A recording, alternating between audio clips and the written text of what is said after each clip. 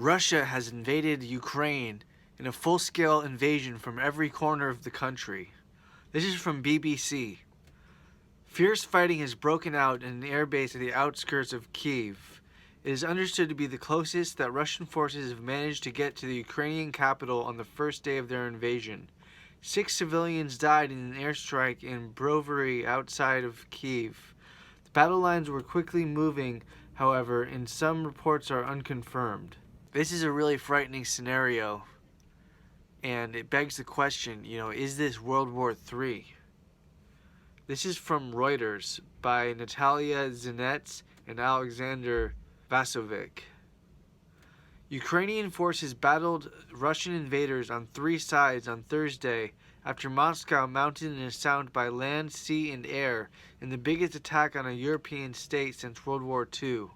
After Russian President Vladimir Putin declared war in a pre-dawn televised address, explosions and gunfire were heard throughout the morning in Kyiv, a city of 3 million people. By nightfall, a picture was emerging of the fierce fighting across multiple fronts.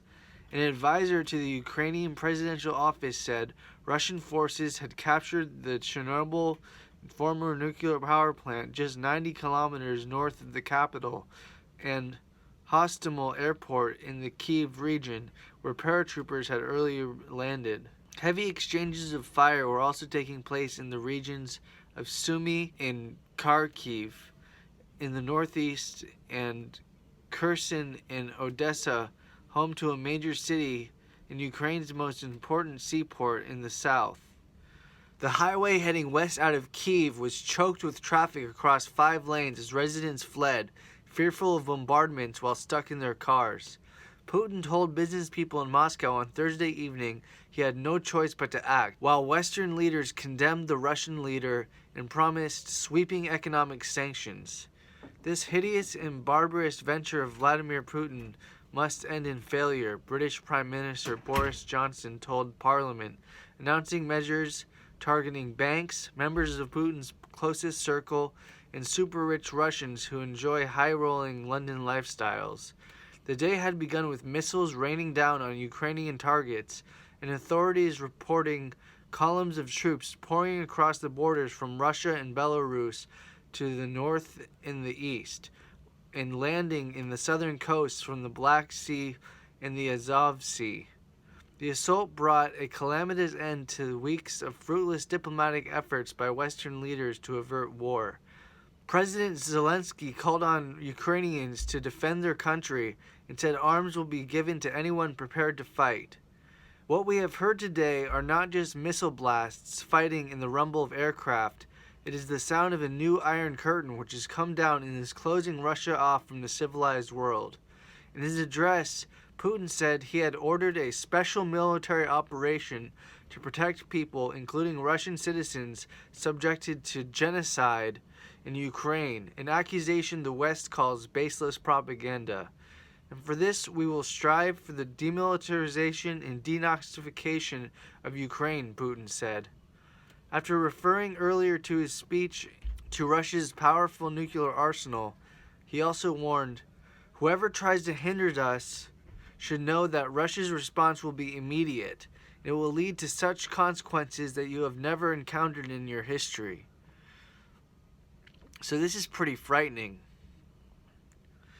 Talking about his nuclear arsenal and making such a threat like that, it sounds like he's prepared for nuclear war.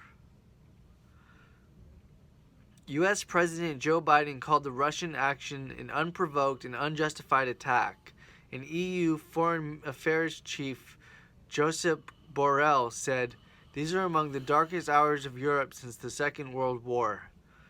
EU leaders meeting later will impose new sanctions, freezing Russian assets, halting its banks' access to European financial markets, and hitting Kremlin interests, senior officials said. The group of 7 leading the industrialized nations also met, and the White House said Biden would announce new sanctions.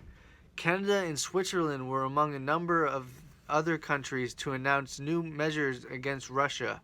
China remained out of step, however, rejecting the description of Russia's actions as an invasion. A resident of Kharkiv, Ukraine's second biggest city and close to the Russian border, said windows in apartment blocks were shaking from constant blasts. Blasts could be heard in the southeastern port of Mariupol, near a front line held by Russian-backed separatists in eastern Ukraine.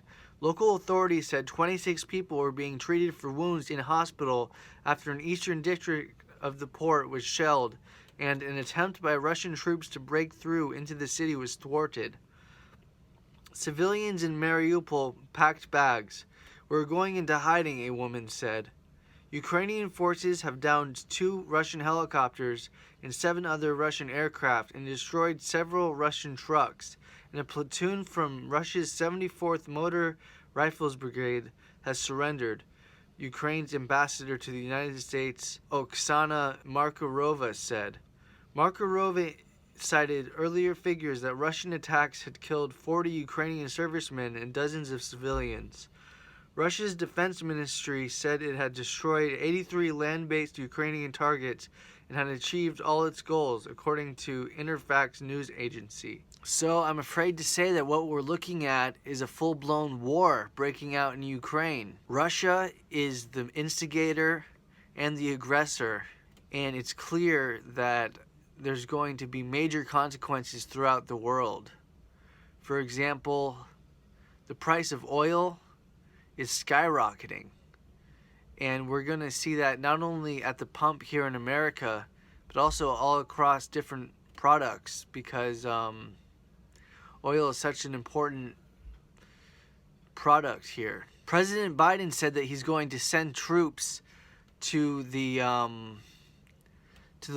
Ukrainian borders in the NATO ally countries, and so this is going to escalate tensions even more.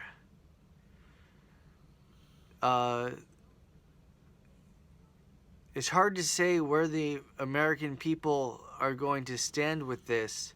Yesterday, before this invasion happened, the majority of Americans didn't want to interfere in Ukraine. But now that things are getting more serious, things might change.